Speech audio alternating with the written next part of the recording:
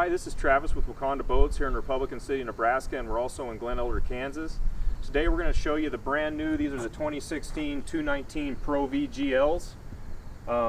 We've got two of them here in stock. These two colors that we're going to show you here first are the two most popular colors. These are the two colors that we stock the most of. Right now we're looking at the white gunmetal silver. This is one of my favorite colors. I think it looks really classy and sets off. I like the two-tone and the white. Just kind of briefly go over so you can kind of see the outside of that. And then come on back over here, and over here we have what they call the black-white gunmetal. This is another really popular color for the guys that want a little bit more darkness to the gel coat. This is the black-white gunmetal silver. So you can kind of get a look at the outside. And then I want to kind of tell you how we stock it as far as the options and upgrades. We'll start on the outside, the trailer.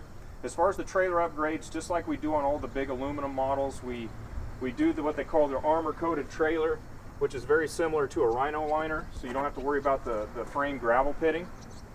Another thing we do, these are the stainless steel fenders. This is also an option that we put on them. Makes the fender a lot more durable than the steel fender, or they also have a fiberglass fender that I don't like just due to the durability factor. So come on back here to the back. You'll see, of course, all these now are going to have a 350 Verado on them. This boat is actually sold. We just got it rigged up, so I want to show you when we get in the inside. You'll kind of see it, have an idea of how we rig them. But again, we got the 350 Verado, stainless steel inertia prop. We're always going to do 15 horse kickers on all of these. Any engine with a power steering pump is going to have the 15 kicker because it's got a lot more charging capacity than the 9.9 does. And again, this trailer has all the features that the custom aluminum models do. You got retractable tie downs here. Also got a rescue ladder here in the back, which is real nice to have, just in case it makes it a lot easier to get in the boat, provided somebody would fall out, especially when it's cold. With this gentleman, we don't have a structure scan put on yet, but you can see we always use this transducer board. This eliminates drilling a lot of holes in the transom. So let's hop in the inside and we'll kind of go over the interior.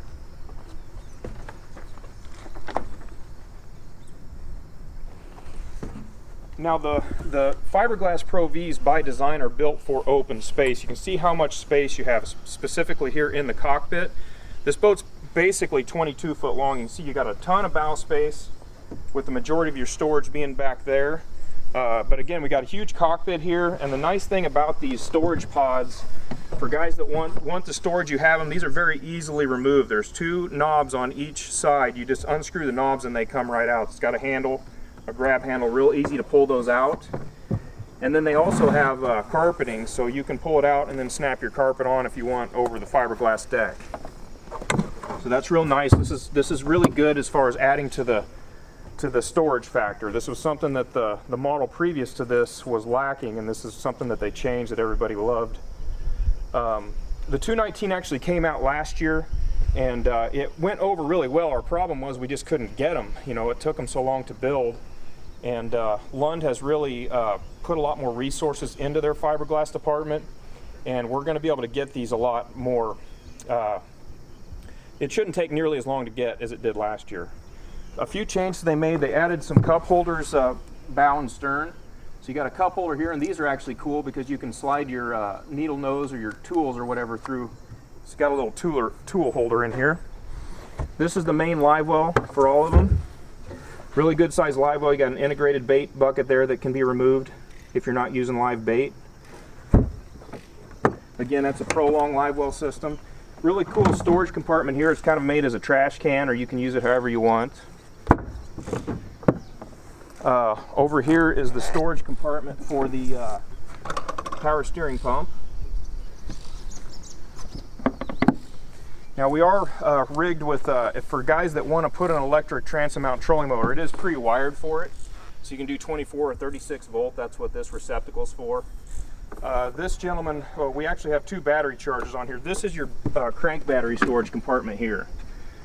Okay, and I always like to try and talk guys into putting a battery charger back here for your crank batteries for the times when if it sits in the garage for weeks at a time.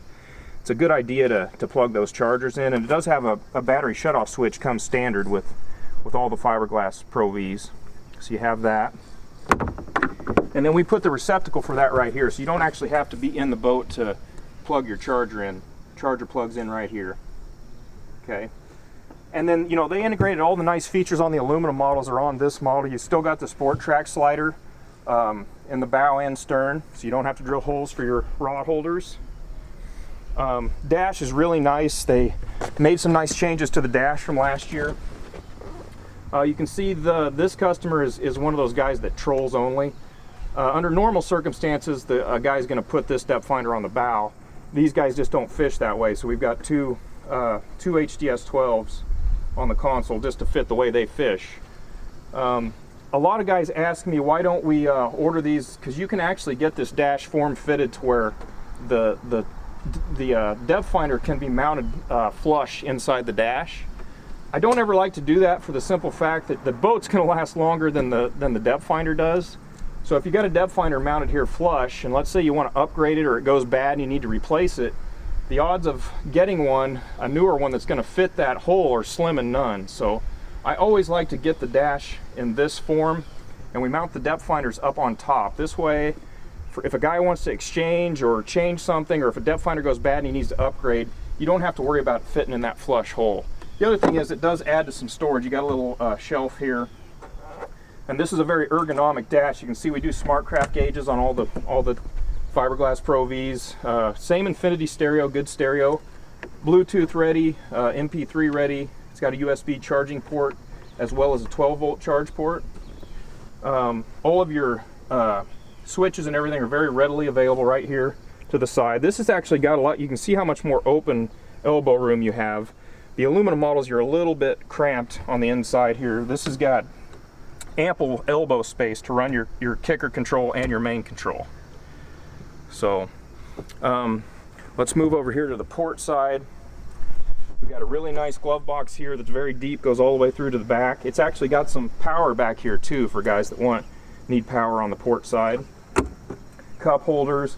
Really cool thing here, they've got a rod holder attachment here that slides down, so the butt of your rods go here. So if you're going from one spot to another, not very far, this allows you to lay your rods down and kind of tie them down if you're going to, you know, switch locations. That's something that they added the middle of last year on the 219s. Okay, let's see. You can see the huge rod box, and you can't really see. It's 3 stories of rods.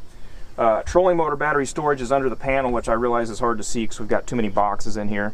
And then the onboard charger for your trolling batteries, that's kind of the compartment right there where we mount that. And then again, most guys like to have a receptacle for that so you don't have to be in the boat to charge it. And this is what we found the best spot for that is right here. So a guy can plug his, you know, this is a 3-bank charger. Obviously we've got a 36-volt trolling motor. So you can plug your extension cord here, charge your trolling batteries, and then you can another extension cord to the rear, which will charge your crank batteries. Again, we've got this, they added this cup holder with the tool holders is also here in the bow. And you can notice how huge this bow is, plenty of open space and tons of storage. 2 huge lockable storage compartments here on the bow. And then we do have a live well here on the bow as well.